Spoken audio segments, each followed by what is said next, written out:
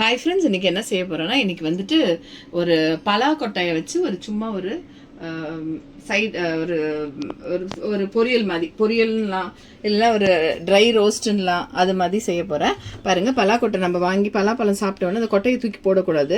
அதை வந்து கொஞ்சம் ஒரு நாள் 2 நாள் விட்டுட்டு அது கொஞ்சம் காஞ்ச உடனே அதை வந்து இப்படி வந்து பீஸ் பீஸாக வெட்டிக்கலாம்.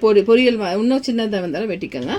இதை வந்து ஜஸ்ட் ஒரு ஸ்டீம் விட்டு குக்கரில் வச்சு எடுத்துட்டு அதுக்கப்புறம் அந்த ட்ரை ரோஸ்ட் மாதிரி பண்ண போகிறேன். பலாக்காய் வாங்கியிருந்தா கூட பலாக்காய் வச்சு பொரியல் செஞ்சால் கூட ரொம்ப நல்லாயிருக்கும். பலா வந்து பழுக்காமல் சின்ன சின்ன பிஞ்சு காய் இருக்கு இல்லைங்களா, அதை வச்சு நம்ம வந்துட்டு அதை பொரியல் செஞ்சாலும் அவ்வளோ டேஸ்ட்டாக இருக்கும். கறி மாதிரி மட்டன் மாதிரியே இருக்கும். இது பலா கொட்டை வச்சுட்டு இது சாம்பாரில் போடலாம், அப்புறம் வந்து காரக்குழம்புல போடலாம். ப்ளஸ் இந்த மாதிரி ட்ரை ரோஸ்ட் மாதிரி செஞ்சால் சாம்பார் சாதத்துக்கு, ரசம் சாதத்துக்கு, தயிர் சாதத்துக்கெல்லாம் ரொம்ப தோதுவாக இருக்கும். இதை எப்படி செய்யலான்னு பார்த்துக்கலாம். இப்போ இதை வந்து குக்கரில் வந்து போட்டு ஒரே ஒரு ஸ்டீம் விட்டு எடுத்துக்கலாம். பாருங்கள், ஒரு கடாய் சின்ன வச்சு பேன் வச்சு ஸ்டவ் பற்ற வச்சுக்கலாம். அப்புறம் எவ்வளோ எண்ணெய் தேவையோ ஒரு 2-3 ஸ்பூன் எண்ணெய், அவ்வளோதான். ஒரு 3 ஸ்பூன் எண்ணெய் அது கொஞ்சம் ரோஸ்ட் ஆகிறதுக்கு. நெக்ஸ்ட்டு வந்து இங்கே வந்து வெள்ளாக்காய் வந்து ஜஸ்ட் ஒரு ஸ்டீம் போட்டு வேக வச்சு எடுத்திருக்கேன். இது நல்லா வெந்திருக்கும், இந்த அளவுக்கு வெந்திருக்கும், சரிங்களா? நல்லா வெந்து இந்த மாதிரி மசிச்சு நல்லா வெந்துடும், ஒரு ஸ்டீமுக்கே வெந்துடும். இது ரொம்ப கொஞ்சம் தான் எடுத்திருக்கேன் நான், சும்மா ஒரு 1/2 கிலோ பலாக்காய். நீங்கள் வந்து பலாப்பழம் சாப்பிட்டுட்டு அந்த கொட்டையை தூக்கி போடாதீங்க.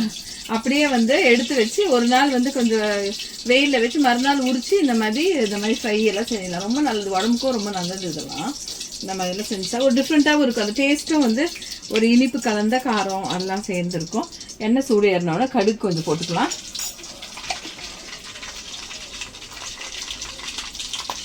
கருவேப்பிலை. பயம் என்ன பயம், அவ்வளோ கேமராமேனே தெரிக்க வைக்கிற நீ. இப்போ பாருங்க, வெங்காயம் ஒரே ஒரு பச்சை மிளகா, அப்புறம் கொஞ்சம் கொத்தமல்லி லாஸ்ட்டில் போட்டு, வெங்காயம் ஒரு 2 வெங்காயம் பெரிய வெங்காயம் எடுத்து நல்லா சாப் பண்ணி வச்சுருக்கேன். இதுக்கு நிறைய வெங்காயம் தேவை. இதுங்க வெறும் இதுதான், வேறு எதுவுமே நிறையெல்லாம் ஒன்றும் பொருள் தேவையில்லை. இது மட்டும்தான். பாருங்க, நல்லா இப்போ இந்த வெங்காயத்தை வந்து நல்லா வந்து கொஞ்சம் வதக்கி விட்டுக்கணும். நம்ம ஏற்கனவே பலாக்காய் வேகிறப்போ உப்பு போட்டிருக்கோம், அதனால இப்போ கொஞ்சம் தான் இருக்குது.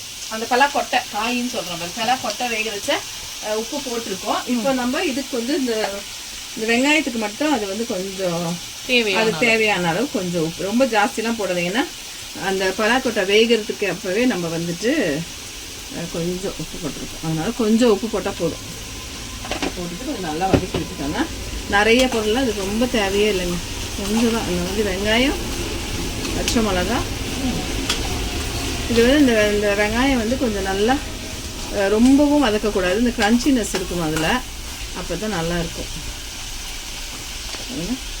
வெங்காயம் இப்போ 2 செகண்ட் வந்துச்சா, அதுக்கப்புறம் பலாக்கொட்டை கொஞ்சம் வாய்வு, இந்த பலாக்கொட்டை கொஞ்சம் வாய்வுன்னுவாங்க, அதனால கொஞ்சம் இஞ்சி பூண்டு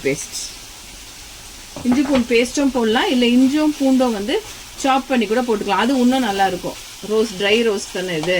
இப்போ இஞ்சும் பூண்டும் வந்து சாப் பண்ணி கூட போட்டுக்கலாம். நீங்கள் சரிங்க, நல்லா வதக்கி விட்டுருங்க, எல்லாத்தையும் டக்குன்னு வதக்கி விட்டுருலாம், அவ்வளோதான். இப்போ இஞ்சி பூண்டெல்லாம் வதங்கினோடனே இப்போது என்னென்ன போடலாம், இதுக்கு கொஞ்சம் மஞ்சள் தூள் ஒரு 1/4 ஸ்பூனு, கொஞ்சம் தான் இருக்குது. அப்புறம் வந்து வெறும் மிளகாத்தூள் வந்து 1 ஸ்பூன். இது ரொம்ப காரம் அந்த மிளகாத்தூள், அதனால் நான் 1 ஸ்பூன் தான் போட்டுக்கிறேன். கொஞ்சமாக தானே இருக்குது, அதனால 1 ஸ்பூன் தான் போட்டுக்கோமா. இதெல்லாம் போட்டு ஒரு வதக்குங்க, அவ்வளோதான். அது இப்போ காய போட்டுருவீங்களா? ரச சாதத்துக்கெல்லாம் ரொம்ப நல்லாயிருக்கும். ரச சாதம், புளி சாதம், லெமன் சாதத்துக்கு, அப்புறம் வந்து இதுக்குன்னா சாம்பார் சாதம், அதெல்லாம். இப்போ இந்த பலாக்கொட்டையை வந்து எடுத்து ட்ரையாக அந்த தண்ணியை வச்சுட்டு அதை மட்டும் போடுங்க. ட்ரெயின் பண்ணிவிட்டு பலாக்கொட்டை மட்டும் இதை போட்டு, பலாக்கொட்டை சும்மா வேக வச்சு சாப்பிட்டாலே ரொம்ப நல்லாயிருக்குங்க. நீங்கள் வந்து ஏன் வேஸ்ட்டாக அதை தூக்கி போடணும், இந்த மாதிரியெல்லாம் செஞ்சுக்கலாம். அதே மாதிரி பலாக்காயில் வந்து நீங்கள் பொரியல் செஞ்சீங்கன்னா அவ்வளோ டேஸ்ட்டாக இருக்கும். பலாக்காயில் இன்றைக்கி வந்து நான் கொஞ்சமாக தான் இருக்குது. பலாக்கொட்டை வந்து எப்போவுமே நான் வந்து பலாப்பழம் வாங்கினா சும்மா வந்து இதில் லூஸில் வாங்கினா அதை எடுத்து வச்சுருவேன். அதே மாதிரி வந்து நான் பெரிய பலாப்பழமும் வாங்கினாலும் இந்த கொட்டையெல்லாம் எடுத்து வச்சு அதெல்லாம் கொஞ்சம் வெயிலில் காய வச்சு சாம்பார் கூட போடுவேன். அப்புறம் வந்துட்டு காரக்குழம்புக்கு, அப்புறம் இந்த மாதிரி ட்ரை ரோஸ்ட் பண்ணுறது, அது மாதிரி அது கொஞ்சம் ஒரு 2 நிமிஷம் அது வதங்கட்டும். இந்த பலாக்கொட்டை இதெல்லாம் பாருங்கள், ஒரு 2 செகண்ட் விட்டுட்டு இந்த மாதிரி ட்ரை ரோஸ்ட் மாதிரி செஞ்சுட்டா சப்பாத்தி கூட நல்லாயிருக்கும் பப்பு. இது சப்பாத்தி கூட நல்லா நைட்டு சப்பாத்தி தான் செய்வோம். ஓகே. இது வந்து கொத்தமல்லி மேலே தூவிட்டு சும்மா ஒரு வதக்கு. ஓகே, அவ்வளோதான். பலாக்கொட்டையில் ஒரு ட்ரை ஃப்ரை எல்லாத்துக்கும் நல்லா டேஸ்ட்டாக இருக்கும். அந்த மாதிரி பசங்களுக்கு செஞ்சு கொடுங்க. இப்போ எந்தெந்த சீசனில் என்னென்ன காய் இருக்கோ அந்தந்த காயெல்லாம் போட்டு இந்த மாதிரி செய்யுங்க, நல்லாயிருக்கும். சேனலை பாருங்கள், சப்ஸ்கிரைப் பண்ணுங்கள், ஷேர் பண்ணுங்கள், லைக் பண்ணுங்கள். தேங்க்யூ.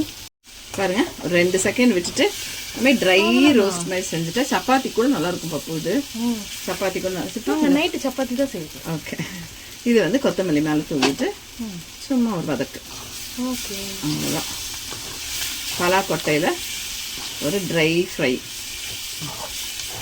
எல்லாத்துக்கும் நல்லா டேஸ்ட்டாக இருக்கும். அந்த மாதிரி பசங்களுக்கு செஞ்சு கொடுங்க.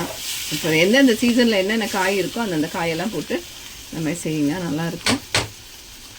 சேனலை பாருங்கள், சப்ஸ்கிரைப் பண்ணுங்கள், ஷேர் பண்ணுங்கள், லைக் பண்ணுங்கள். தேங்க்யூ.